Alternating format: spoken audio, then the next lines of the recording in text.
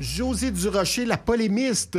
Bonjour, atypique. Charles. Bonjour. C'est rendu que tu fais des statuts tout le temps, sur les réseaux sociaux, puis tu te choques, tu as des montées de lait. Ben oui, je me choque un peu. Ben, tu as le droit. Ben, je pense que oui. Je pas pense contre. il faut le dire quand quelque chose nous dérange. Oui. Ces temps-ci, ce qui me dérange beaucoup, c'est le fait que j'en avais entendu parler.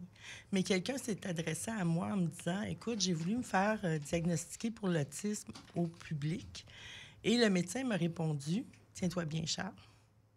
Il lui a répondu, on diagnostique plus ça, les adultes, au public.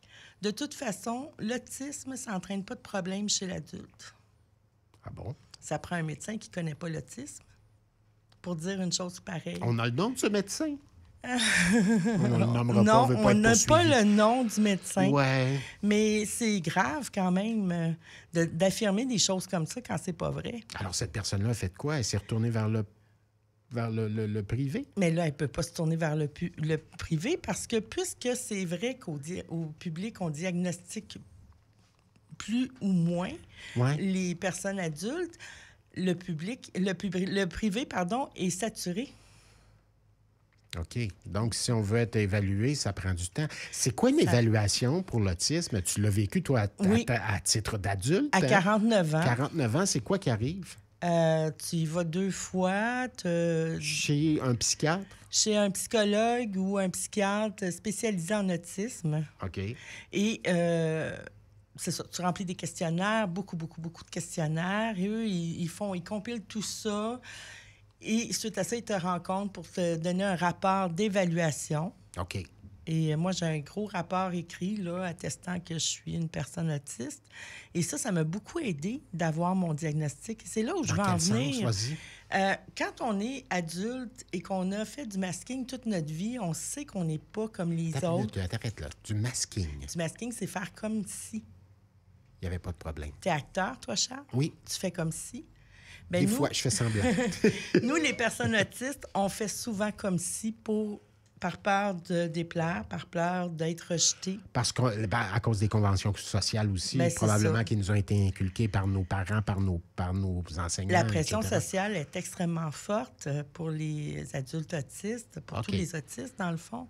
Et c'est ça, ça crée des problèmes et de nature psychologique, émotive, psychologique Tu sais, surtout. tu dis comment ça se fait que je suis pas comme les autres, je suis pas capable de faire telle affaire. Comment ça se fait que... Ah, il y en a même qui se demandent s'ils sont fous, là. C'est tellement fort, tout ce qu'on ressent, tout ce qu'on ressent pas aussi. On sais se que pose beaucoup de questions. Tu fais peu de distinction. Hein? Le spectre, ça a été souvent dit, tu dis, on est une personne autiste, c'est tout. Mais il y a différents types de personnes autistes. Il y en a qui sont incapables de communiquer quoi que ce soit. Il y en a d'autres qui sont Bien, c'est ça, c'est beaucoup un plus... spectre. C'est ça. Donc, il y a autant d'autisme, moi j'aime dire ça, il y a autant d'autisme qu'il y a de personnes autistes. OK. Donc, la timidité, ça peut se voir sur différents jours. L'autisme, c'est un peu gros, là, faire une comparaison semblable, mais c'est pour que vous compreniez bien que ça peut être différent pour tout le monde. On peut confondre avec autre chose. C'est une personne anxieuse, c'est une personne nerveuse. Mais oui, c'est une personne qui vit avec la douance aussi. Oui, absolument. Et le problème, c'est que la personne autiste qui a besoin d'un diagnostic pour avoir des services, parce que ça prend un diagnostic Ouais. pour avoir des services. Ça veut dire quoi, des services? Des services de coaching, des services de psychologie, toutes sortes de services pour s'aider à demander des accommodements, par exemple. Ben, si tu n'as pas de diagnostic, tu ne peux pas demander ça. OK.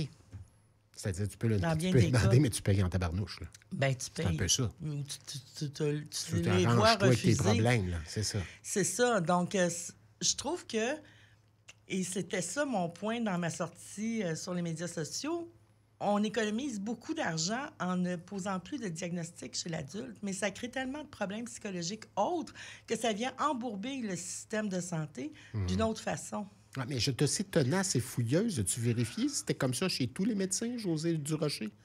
Non, c'est pas comme ça chez tous les médecins, mais tous les médecins ne font pas ce qu'ils veulent. C'est-à-dire? Bien, ils peuvent pas tous diagnostiquer l'autisme. Ils ont le système contre eux, ils peuvent pas le faire, là. Je pourrais bien te prescrire quelque chose, mais bonne chance. Ben, c'est c'est un ça. peu ça. c'est ça. Tu sais, le médecin de famille peut bien dire moi, je vais t'envoyer voir un psychiatre pour te faire évaluer pour l'autisme. Si le psychiatre ne veut rien savoir, t'es pas plus avancé. Il n'y en aura pas de diagnostic. Mais non. Alors, je vais terminer ma chronique. Il y a beaucoup à faire quand même. Oui, il y a beaucoup, beaucoup à faire.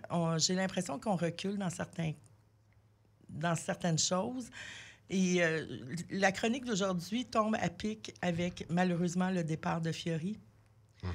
Je vais terminer ma chronique justement en disant il est allé où tout ce monde qui avait quelque chose à raconter? On a mis quelqu'un au monde, on pourrait peut-être l'écouter aussi. Absolument. Un petit peu plus, Josée Durocher. Mais il y a quand même des petites victoires. Il y a 5 ans, on n'aurait pas fait cette chronique-là. Non, c'est vrai. Ici, la Radio Allumée est très ouverte, très inclusive. Oui, donc... Je suis très chanceuse. Puis, écoute, moi, c'est dommage que je dise que je suis chanceuse. Par méconnaissance de l'autisme, tout simplement, je ne l'aurais pas fait. C'est vraiment ta rencontre qui m'a permis de dire, OK, il y a de quoi à faire, il y a de quoi à discuter de ce côté-là. C'est quand même dommage, comme je le dis, de dire que je me considère chanceuse parce que ça devrait être une norme. Oui, mais bon, la théorie des petits pas, des petites victoires, en voilà une, Josée Durocher. Absolument. Bonne semaine à toi. Merci, Charles.